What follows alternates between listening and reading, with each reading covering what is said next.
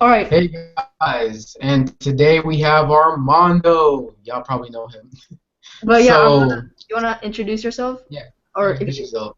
yeah. Hey, what's up, guys? Armando, youtube.com/Armando Ferreira. I don't expect you guys to remember that, so if you check the lower thirds, you'll see the full YouTube URL.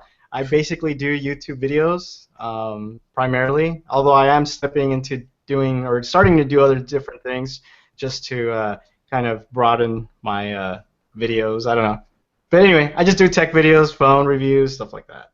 All right. It's awesome to have you on, man. What's that? It's awesome to have you Oh, on. thank you. Yeah, it's Sorry, good. sorry, no, sorry, the connection. I was like, what? I understood what you said. No, thank you, man. I appreciate it. Thank you for having me. Yeah. Well, like the first thing I always think about you is like, do you like what's the reason why you like Android over iOS? Like, Oh, straight to the Android versus yeah. iOS. Okay, first of all, I think there's a huge misconception. I actually like iOS a lot, believe it or not. What I don't like is typically the presentations that Tim Cook and well before that Steve Jobs would do with Apple. So they whenever they were on stage, whenever they would present their new product, they would always bash Apple and make it seem like, look guys, we're better than everybody else. I don't really like Mhm. that about Apple. I don't like their elitist mentality. I just don't like that about them. I don't dislike the brand. So a lot of times when you see me poking at Apple, it's because they usually are the ones that are trying to act like they're better than everybody else. But if you look at them from the big picture, they're actually lacking compared to everybody else. Yeah. So that's Correct. that's kind of the reason. But no, I actually enjoy using Apple devices. I mean, I have my MacBook here, my iPad's actually back there on top of my popcorn machine. So I mean, I do use a lot of Apple products. I like them. I wish they would just stop with the whole, Android sucks. And who knows? It seems like Tim Cook is taking a different direction. So, and it's kind of nice to see that they're doing a music app for Android. So hopefully in the future they can play nice with each other, and they don't have Hmm. to. But So contrary that to what is you see online, that's not the case.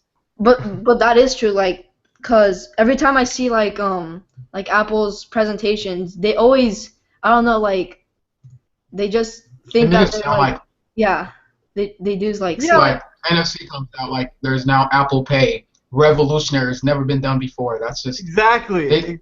do the most. yeah that's Exactly. And that's what makes me upset. It's like, okay, you didn't invent it. Don't go and tell everybody that you invented it. Just be humble about it. So I think that's Hmm. more of a, not really frustration, but I'm basically calling them out and saying, hey, you're not the people that, or you're not the company that you say you are by telling everybody that you innovated all of these things. And this is why I kind of throw jabs at Apple, but I mean, they're a good company if you kind of take away all that noise around. yeah But I like them. I mean, I use their products a lot. So, yeah but Victor to be honest, I can't really use an iPhone just because every time I try and use it, it's just frustrating for me. Just because it's not that I don't understand their user interface. It's really easy. It's just that everything takes three or four steps longer than it would on an Android phone. So for me, that's frustrating. So Hmm. for the yeah most part. Victor got the iPhone and he's been like low key like bragging how Okay, smooth it is. let me explain it. Okay, so my daily driver wasn't note for actually just switched to the iPhone 6. First of all, because the app integration on the iPhone is so much more better. Like honestly, like there's Hangouts on Android. I would join a call and it would just like start crashing and stuff like that.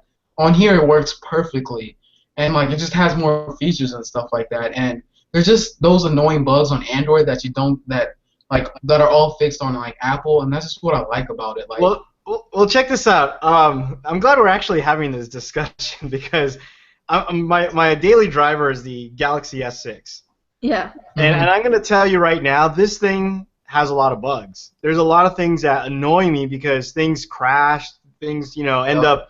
I love the phone. Don't get me wrong. I think it's a great phone, but things that happen on this phone do not happen on a Nexus device.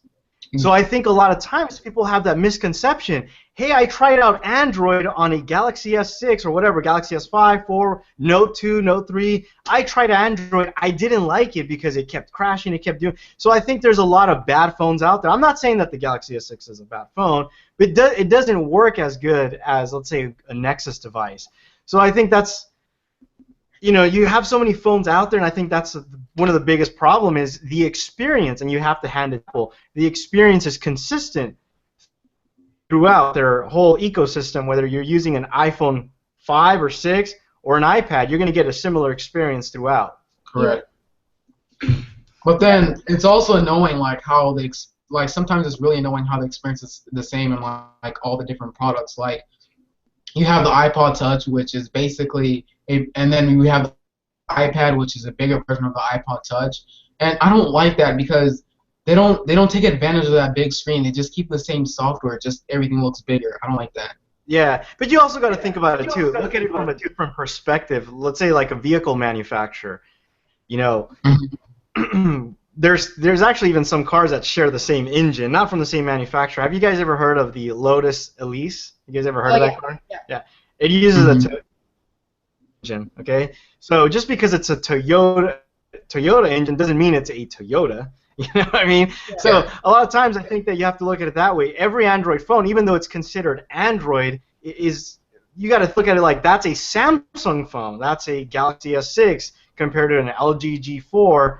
The experience is going to be different. So I think you have to kind of judge or critique a phone based on the manufacturer. But I think if you want the best experience possible, the way Google intended it to be, you'd have to use a Nexus phone. So yeah, if you told me that you had a Nexus phone and your applications were crashing and things weren't working, then I would highly recommend that there's something wrong with your phone because that is not the experience that I've had with any Nexus device. That is true. That is true. Would you prefer having a Nexus device or just like putting on Cyanogen mod? Because like they're pretty even. I don't know. Which one? It's interesting because when Cyanogen mod first came to the, let's just say when they first were coming out, and to me Cyanogen mod was a ROM that people wanted stock Android, but stock Android really didn't exist except for Nexus devices. So Cyanogen mod was like the stock Android vanilla approach, and then they ended up like turning it into a company and doing all these other things. But personally, I'm a stock Android type of person, but I'm gonna say I actually don't have my Nexus 6 anymore. I don't use it anymore, so I actually ended up selling it. This is the phone I use right now every single day. I really like this phone a lot. It's a love-hate relationship. I love the footprint, like the camera, as you guys saw, if you guys saw the video that I put out. Yeah, the camera is just outstanding. The user interface is actually not bad compared to the other previous Galaxy, or TouchWiz iterations. So I really like the phone. The Nexus, I'm hoping for a smaller footprint. It's not that it's too big, but after using here's the thing. A Nexus phone requires two hands. Not all the time, but sometimes. Mm-hmm. And with this phone, I don't need two hands, period. And not that you should be driving and texting or doing that. Never do that. But there are some times where you do pick up your phone, not while driving, while you're stopped, to look it up. You look something up, and I like the fact that I can do that with one hand and not have to use two hands while doing it. So I don't know. I love. But you know what? I'm actually excited for the next iPhone. Believe it or not. Yeah, I'm pretty excited. I want to see what they have to offer this time. Hopefully, it's like I don't know. I think they're slowly going in the right direction. Yeah. And I honestly think that the transition. I mean, I know Steve Jobs is not here anymore, but the transition, and obviously Tim Cook is now taking the helm, and he can't just make changes so abruptly. He has to do it slowly so that it doesn't affect the company as if he does it so all of a sudden just change everything. So, but I really think that they're going in the right direction, and I'm actually excited to see what they're going to bring. And I'm kind of want to force myself to use an iPhone again when the new one comes out. We'll see. So why did you? So basically you used to have an iPhone? Yeah, every time a new iPhone comes out, I do like a little challenge where I try and use it. I don't use my Android phone, but it Mhm. ends up, I become frustrated with it because there's a lot of things that I like to do. But I'll tell you what, a lot has changed. Matter of fact, if you guys follow me on Google Plus or even Twitter, I posted this thing. There's a really great developer. I don't know if you guys have ever heard of him. His name is Joas Diaz. He's a guy that does all of the auto voice, all the integrations with Tasker. So basically, by the way, one of you guys is echoing, just so you know. uh, the what the application that he put out today was one that you can integrate voice with the iPhone or iOS, I guess. So that's going to be really interesting to see, how you're able to do voice, like, okay, Google, do, turn off my popcorn machine or turn on my lights. So he was able to not port it over, but he's able to make it work on iOS. So we'll see how that works out. Yeah. So, well, yeah, what do you think is going to be like the next big thing, like virtual reality, augmented reality, or like home like tech? What do you think is like going to be like the biggest, you know, thing that's going to be? I think virtual reality. I know that like Oculus Rift is. I know they're launching their products early next year Mhm. to worldwide or public, and they're going to be pushing a lot of virtual reality. I mean, I've always it's funny. I don't know. When I was growing up, I always envisioned where.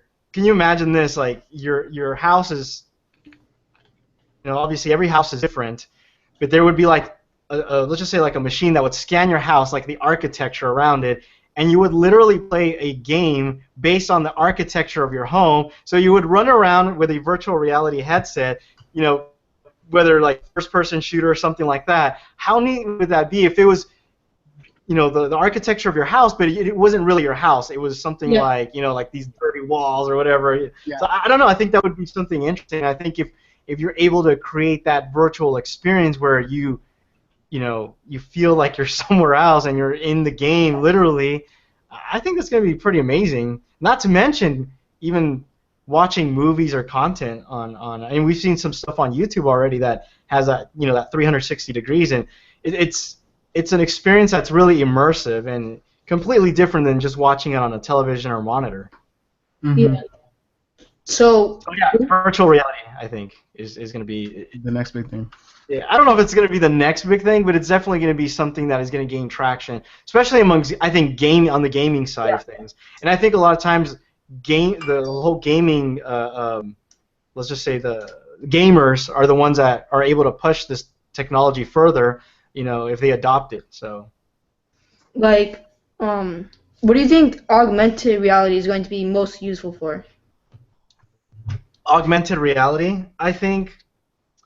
Well, let's say when somebody's traveling, and I think you guys really, I can see augmented as you're driving, like, everything's, I don't know. I've haven't really given it. I did put out a video on. Did you guys ever see? It was a long time ago. I think it was maybe like 2 years ago.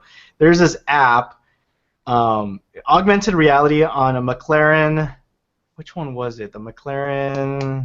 I don't remember. I have to Google it. But I actually put out a video. It's pretty crazy. So imagine this: you go to a dealership and you're going to buy a car, and they show you the parts, like augmented reality. They show you right there, and you'll be able to customize everything, and you're in a sense looking at the car, but not really. Kind of, I don't know. I think that we're kind of far away from that, but who knows? I mean, Microsoft's doing a lot of neat things with it.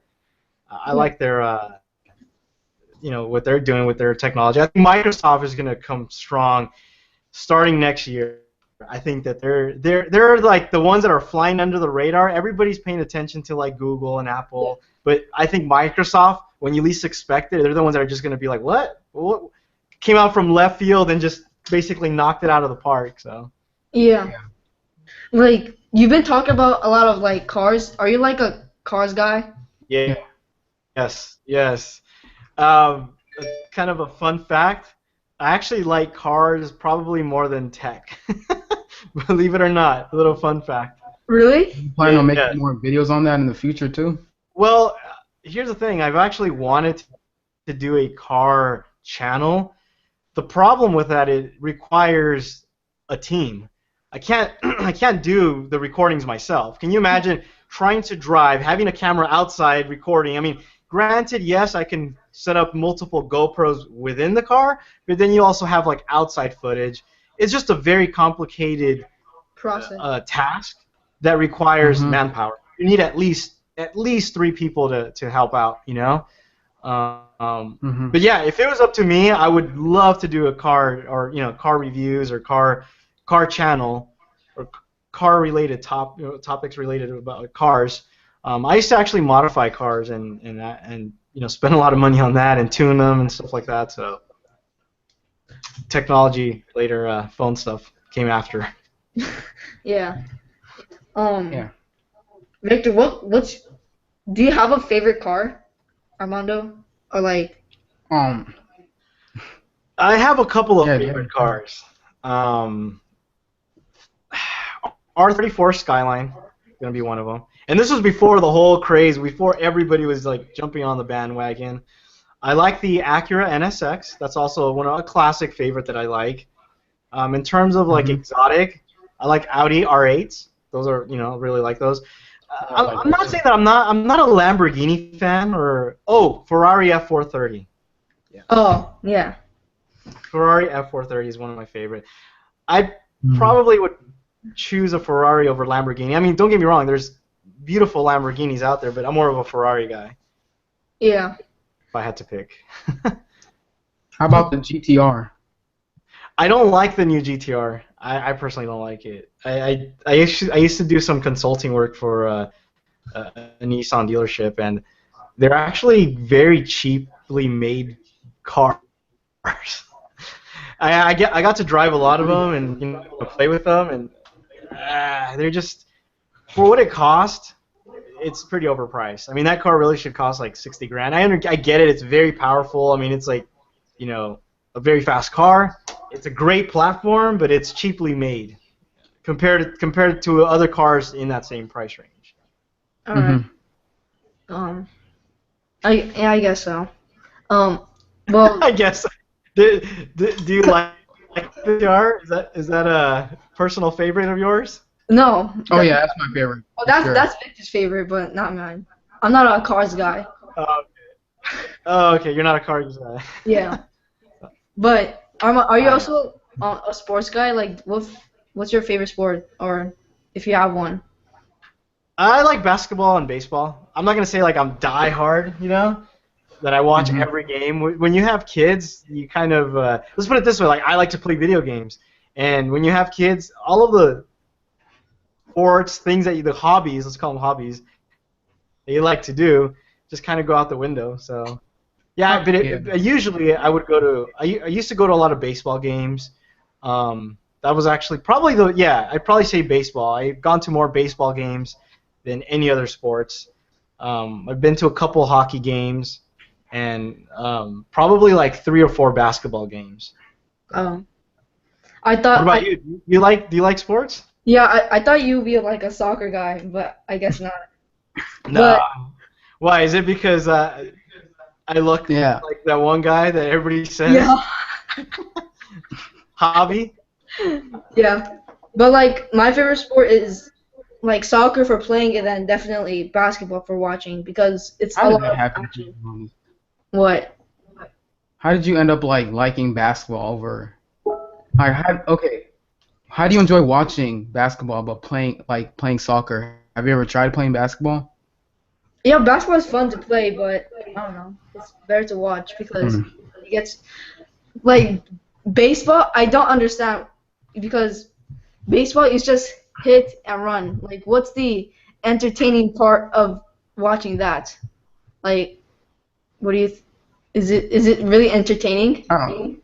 Well, you could say the same thing about basketball. You have to, throw a ball into a hoop. What's so entertaining? If you really want to get, I don't know. You know. See, that's why I like cars. Because if you've ever been in a car and if you've ever been, if you've ever gone sideways drifting, you'll understand why that's enjoyable. Um, one question we've got from the comments is, does Armando watch Formula One? No, I don't watch Formula One. Now, I know it's gonna sound weird. How do you like Formula One but you don't watch it? I've been actually to one Formula One race and it was freaking amazing. The sound is just unbelievable. But it's not, again, it's something that I don't follow. Same thing with like the MotoGP. If I had trust me, if I had the opportunity to sit and watch all of these things, I would. That's just what it comes down to. I don't have the time to watch them. So. All right. Another fun fact: I don't watch much television. Same. So.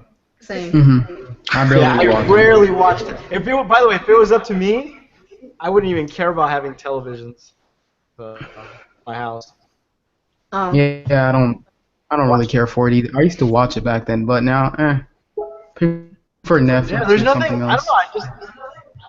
I was telling my wife like there's nothing exciting. So. Mm-hmm. Are you going to CES next year? Yeah. Or Oh yeah. Oh yeah. all right. Every year. It's so weird that we have to pay $100 for the new visitors to come to CES. Is that? So is that only for like Yeah, it's $100 for the newcomers. for newcomers? Yeah. Oh. Like, it's free for the people that went to CES last year, until like August. It's free. Then the last year people have to pay $100 too, which is a bummer. But like me and Victor and like a couple of other of my friends, we just like created a website so we can go to CES as press. Oh, nice. Nice. Yeah. Like, Well, look So at hold it. up, if you get in as press, would you have to pay? I don't think so. I don't know. I honestly don't know. Yeah. Well, look at it. Look at it Alright, this so- way. It costs $100 to go into Disneyland. Oh, really? And if you think about it, this is Disneyland for us tech guys. That And is it's like Yeah. a whole week. Yeah. So if you Yeah. think about the price of admission, it's actually not that bad. Yeah, Yeah. it's not even bad at all, to be honest. Yeah. That's what a lot of people say, but it's kind of a letdown to me, I guess. Yeah, it sucks. I mean, I don't remember paying. I mean, I've always no. Here's the thing, because when the first time I went to CS, which was many moons ago, it was actually I got in for free, and from a guy who registered. This was way like I'm not kidding you, like 15 years ago. 15? Ever since then, I've always had like 15 years ago.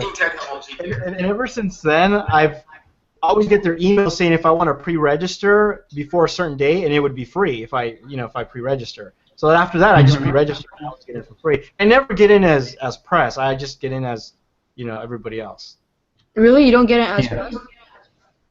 Nah, I mean, maybe this Do you year I'll plan try on- and get into it, but Yeah. I don't know. I go there for fun. I don't really go there to cover. I mean, even though I do sometimes put out, like last year I put out, I think it was only one video for CS. It was just kind of like a little highlight reel of everything that happened. But I usually just go there to have fun and just, talk to brands and stuff like that. I don't really go there to, shoot a lot of video and behind the scenes stuff. I go there to have fun. Alright. Like, it's so weird that CES doesn't count YouTube as press, which is it's bad. Yeah, that is weird. That is really weird. That has to change for I wonder if they're a lot of they different. need to change that eventually. Yeah. For your videos, Armando, do you color grade or do you color correct? Yeah, color correct. Yes, I do. I've been doing that for a while. I mean, I'm learning. It's a little difficult because I shoot what's called S-Log on the Sony, so it's a really flat profile and just takes a lot of color manipulation to get it right. So I'm always experimenting and trying new things, and so that's why sometimes in my videos you see a lot of inconsistencies. And here's the other thing that really bothers me is it may look a certain way on your monitor. Yeah. And as soon as you upload it to YouTube, like the color is completely shifted a different direction, So it's kind of weird. So I've been tweaking and playing with the colors on a lot of different videos and trying to get it right, or experimenting with what's best. And like I said, when you upload it to YouTube, it ends up looking different. The same monitor too that I use to color grade, so it has nothing to do with looking at it on a television. Just the fact that YouTube compresses it and just changes all the the colors and stuff like that. They add their own enhancements to it, good or bad, I guess. So do you think color grading is worth it for you? If YouTube Is it necessary? I don't know if it's necessary. I mean, I look at it like this. What I've done with YouTube, I've learned so much. I've always liked creating movies, and YouTube is like a learning experience to get better at what I like to do, which is to create movies. Essentially, that's what it is. So if I can learn and master something rather than just picking like a default profile, and I'm not saying, by the way, if anybody shoots in a standard profile, that's okay. That's what you want to do, But for me, if I get to learn how to use a camera to its fullest potential, and at the same time I'm learning and I'm gaining this knowledge, I don't know, maybe 5 years from now I could be directing a movie or something. Whatever. I mean, it's experience that I'm learning. So for me, it's more of a personal thing rather than like, is it necessary? There's a lot of things. Is it necessary to use a slider? Is it necessary to use lights in your shots? Is it necessary to use background music? I mean, a lot of these things you can question. Does it really matter? I mean, there's successful YouTubers out there who literally just turn on the camera and they just talk with no cuts, like a raw, one-shot type. I call it the one-shot deal. You know what I mean? Yeah. And it works for them. They have hundreds of thousands of subscribers. I think. I don't know if you guys ever watch Flossie Carter. Oh. Yeah, we watch Flossie Carter. Yeah. Hey, what's up, guys? It's your boy Floss back with another video. All right, so he usually shoots for the most part in one shot, one take. There's no color grading involved. The quality is not gonna say it's bad, but I mean sometimes it's pretty dark and it's hard to distinguish. Yeah. The colors but you know what? People like that. You see, I think he even has more subscribers than I do. Not that it's a competition, but it just shows you that, you don't have to do certain things to, get big on YouTube, or it's like a necessity. I just do it for my own personal gain.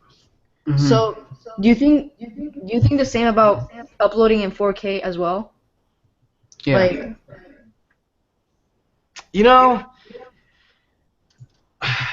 I'm starting another YouTube channel that I'm working on, and it's only 1080p stuff.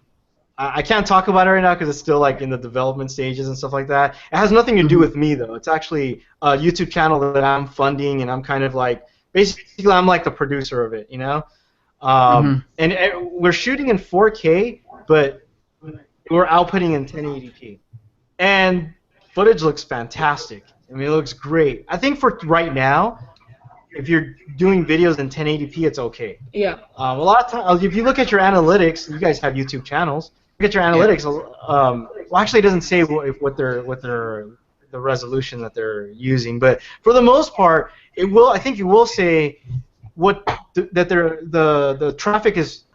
I think, like in my case, like 60% mobile devices. So if 60% of the people watching my videos, it's actually a little bit more, are using mobile devices, what other mobile device out there is really taking advantage of that 4K resolution? Not many. Nothing. Not what the iPad is. I mean, that's the one that has a high resolution. But is it really upscaling to that? It's probably not. No, because it's probably 1080p. Yeah. What it's doing. So I don't think it's necessary. There's a lot of great 1080p content out there. I think in 2 years, 3 years. Yeah, when more people adopt bigger displays. But then there's also that question, well, what happens when people go back and look at those videos? How is it going to look? I mean, I don't know if have you guys watched recently some 720p videos? They don't look terrible. Yeah, they really don't. Bad, but... They look bad? I mean, I said they don't look bad. Oh, okay, I thought you meant they look bad. I think you could... Yeah. But By the way, there's still some channels that upload in 720p, like some weird, you Yeah. know, not tech channels, but it looks fine to Yeah, me. to be honest, even 480p is not even that bad. Like, really. Okay. No, okay. I'm not joking. It's truly not that bad. I'm not playing. You know what? Like, no, look. On your phone, bump up 480p to 720p. It's not really such a big difference. It's really not. No, but here's a difference. There's a difference when you're downscaling to 480p rather than you're outputting to 480p. yeah. And Yeah, then I true. think that's one of the reasons why the content that this other channel that I'm working on, the reason why it looks good on 1080p is because we're recording in 4K. So when we downscale everything, it looks beautiful. It looks great. There's really you couldn't really tell that there's any loss in quality. Matter of fact, even looking at it on my monitor, I have 4K monitors. Looking at it at 1080p, it's almost I'm not going to say it's impossible, but it's really hard to distinguish, especially because YouTube compresses everything already. So. Correct. But I don't think it's a necessity. I think right now I see it on a lot of people. It's like you have to shoot 4K. You have to shoot 4K. Yeah. And it's become like a little race between YouTubers and who's the next person shooting 4K. It's nice to shoot in 4K, but sometimes, believe it or not, I actually want to even my own channel. Sometimes I want to just shoot. I want to shoot in 4K, but output in 1080p because I can reframe things. Yeah. Make it easier for me to edit. True. I love the reframing. That's one of the reasons why we're shooting in 4K is because we can reframe and do a lot of different creative things that we normally couldn't do if we only shot in that 4K resolution. But at the end of the day, do you think it was worth the investment for a 4K camera? Because like when people now start getting 4K displays and stuff, 4K cameras are going to be like really good price. And do you think was it really worth the investment for you? And why did you go 4K? I think for me, okay. Well, let me answer your first question. Is it worth the investment? That really depends on your wallet. Yeah, true. You know what I mean? Like it really depends on your wallet. I talk to a lot of YouTubers that want to make that 4K jump, but they're just they can't afford it yet. And then I talk to other YouTubers who money isn't an issue. It's just like I'm gonna go buy it. So I think it really depends on your wallet. In terms for me, I wanted 4K because obviously I like the quality of it. That's mainly the biggest reason. You could definitely tell the difference between 4K and 1080p. But for me, the biggest selling point was when I started looking at 4K content and I saw how crisp the image was. It was just for me. I had to get it. Now. Is it worth for somebody to get 4K now? I think now, today, it is. If you would have asked me this question 3 months ago, I would say wait 3 months, which is today. Yeah. And the reason why is because there's a lot of great 4K cameras. As a matter of fact, right now, if you're a startup YouTuber and you want to shoot 4K, get the Sony RX100 Mark IV. If you're a starting YouTube and you need 4K and you're looking for just a camera best overall, but you don't want to drop $4,000, $3,000, and you have basically $1,000 to spend. Get the Sony RX100 Mark IV. That's going to be a killer camera. It's great for vlogging. It's great for just taking it everywhere you go. And you're only going to spend $1,000. Which again, it goes back to my question. $1,000 might seem little to me, but somebody might say, "Oh my gosh, $1,000. That's still too much money." You know what I mean? Like, when do you think 4K cameras are going to be like $300 or like $400 like our cameras right now? When they're gonna start having like budget 4K cameras or something like not like necessarily budget, but like low-end 4K cameras. I don't know. GoPro, $399. But now like 4K, 4K, like a DSLR form factor, like a mirrorless form factor. Okay, so you're talking more of a DSLR form factor. Yeah. At the $300, $400 range. When do you think it's going to, like next year or like 2 years later? Oh, that's what I'm saying. When do I think a DSLR with 4K in the $300 to $400 range is going to be here? Yeah. Probably like 4 years. 4 years? Do you think it's going to be like when 8K starts becoming a thing? I don't know. Do you think that? I mean, before 8K, we need to go to 6K, and there's already cameras out there that shoot 6K, but I don't think that there's going to be that jump from 4 to 8. I don't think so. I think it's going to progressively go from 4 to 6 to 8. 4 to 6. Yeah. All right. So but I don't think you'll see a DSLR that will shoot 4K for $300 to $400 anytime soon. I mean, just how much is? Let me check on Amazon. What's the cheapest DSLR that you can find right now that shoots 1080p SLR? What is it? The Rebel? This is probably the Rebel, right? The Nikon or the Nikon. Let me see. Let's check on Amazon, guys. Let's see. All right, let's check. Let's check. What's the most cheapest DSLR 1080p right now that you can buy? Let's do a search. Yeah. Not Nikon T2. What the heck? I'm looking at the Canon EOS Rebel T5. I don't know if this is going to be the cheapest. It's a Canon something. Hold up. You might also T5 be. is $399, but the Yeah, Nikon. $399. Yeah. It's a what? It's the Canon Rebel T5. T5? Well, it's actually, here's the thing, it's $399 and it comes with a kit lens of 18 to 55. So technically you could get the body for a little only bit. for like, yeah. Yeah, maybe Hold like. up, but then that's like, I don't know. Is that the same amount? Isn't that basically the same amount as the D3200? Yeah, D3200 is The kit? D3200 is like $500. No, I thought it was $396. No, or was that? I'm looking here on Amazon. D3200 is $446. $446. All right. With a kit lens, yeah. Yeah. Now D3200 body alone, you're looking at $299.95. That's cheap. Yeah, that's a really good. But it doesn't. But here's the thing: it's just the body. You're better off getting the Canon because you get I mean, again, not that the kit lens is probably going to be that great, but for somebody who's starting and is looking at only spend $300, that'll at least get you a lens to start with. So think about it now. Today, you can barely buy a 1080p SLR for $399. So I don't imagine a 4K. I don't imagine 4K being $399 in not even 2 years. I think it's going to be more like 4 years. Yeah. But who knows? I could be wrong. That's just my guess.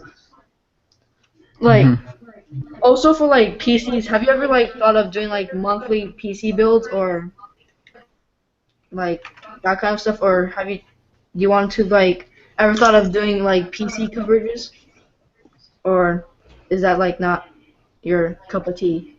Hold on, I don't even see you anymore. I completely lost you. I don't know if it's mine. I don't think it's mine. Yeah, we can't see. I can't see you either. Hold up. You're back. Oh, now you're back. Okay. But like it's completely lagging. Yeah, it was lagging really bad. I couldn't even hear what your question was. Like, have you ever thought of doing stuff like monthly PC builds? Monthly PC builds. That could get very expensive. Hold up. Didn't you recently built a PC, didn't you? I did. It wasn't my PC. It was a friend's PC. Oh. Yeah, I helped him out. I usually build like a PC, I want to say like every other month. I guess I could technically build or video record the PCs that I build for friends. I guess I could do that, but yeah, I guess because my channel isn't so much about PCs. I mean, I have done PC stuff with it, but I'm more of a mobile phone tech, channel. Not that I don't mind. I wouldn't mind doing any PC stuff, but I just think it would just get really expensive buying PC components and putting them together. Unless I had like a sponsor or something that would be willing to, donate the parts or something like that, which would be cool. But I'm not Linus Tech Tips. So, like for like computers and stuff, which one do you prefer, like Mac OS or Windows? Yeah. And why? I like both of them and I dislike both of them. So what do you hate about Windows and what do you hate about Mac or X? It's not. It's very hard. Here's the thing. I can't really answer that question because it's more on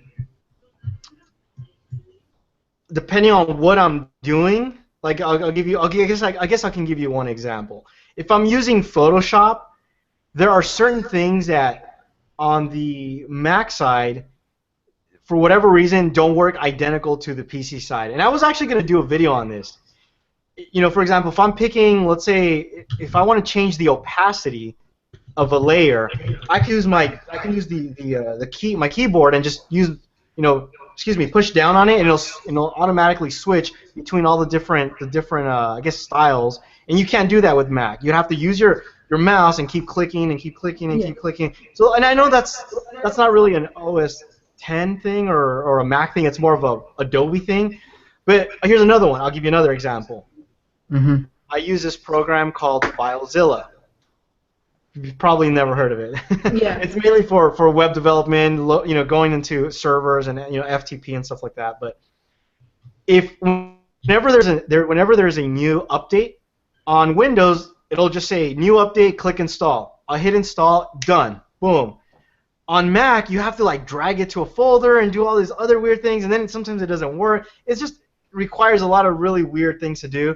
But there's a flip side. Sometimes Mac works better than Windows, so they both have their pros and cons. It's just sometimes it depends on what I'm doing that it can be annoying, but that's why I use both. Well, on your PC, do you game or do you game on a console? Yeah. Both. So what games do you play on PC? And what games do you play on console? Like your most played game, whatever. Don't laugh, okay? Don't laugh. I'm pre-warning you right now. Don't laugh. Okay. Right. On console, I play Worms. You ever play that game, Worms? The little worms. I've never played it, but it sounds pretty. Okay. Good. It's an old school game. Search it. I actually play. I think it's Worms 2. I really like that game. I don't know why. What console is it for? Is it for both? What happened? Is it for both PS4 and Xbox? For both. I don't know if I don't have a PlayStation, so I can tell you. I only play Xbox. That's a game I usually play a lot, but one of the games I spend a lot of time is Forza, which is a car game. Yeah. Yeah, I spend a lot of time playing Forza. That's one of my favorite games. PC, right? Let me see. What have I log on to Steam real quick? Like for us, we play a lot of FPS games for PC. But Like what? not Call of Duty, Battlefield 4 and Titanfall. But then also since I don't have a console, I actually play a lot of NBA 2K15 for PC as well. Oh, nice. Yeah. So we need to play some Battlefield. I actually play a lot of Battlefield too, so we need to get together on that. We do. And, you guys play a lot? Yeah, we Not play a lot, like casual. When we do play, everybody plays that one, so. Yeah. We usually have There's another game. I don't know if you guys play. I mean, I like old school games. Like there's a game called Portal. I'm sure you guys have heard of it. Mm-hmm. I like those type of games. I don't know. They're fun. All right. Well, I think this is going to wrap it up for today. It was great for having you on, Armando. Hey, I appreciate it, man. Thank you for inviting me. I know that. By the way, thank you for wearing that shirt on your last. Yeah, I saw that. I was when you guys did the invited with Austin Evans. Mm-hmm. Yeah, I saw your shirt. Also, before we end this live stream, thank you guys for watching. And Armando, can you say I'm a cool cat? Yeah. I'm a cool cat. Like no, you have to say more fancy. Yeah, fancy. What? You have to say more like fancy. So how would you say it? Oh, I don't know. Just be like, okay, let's see, Tiger, what you're gonna do.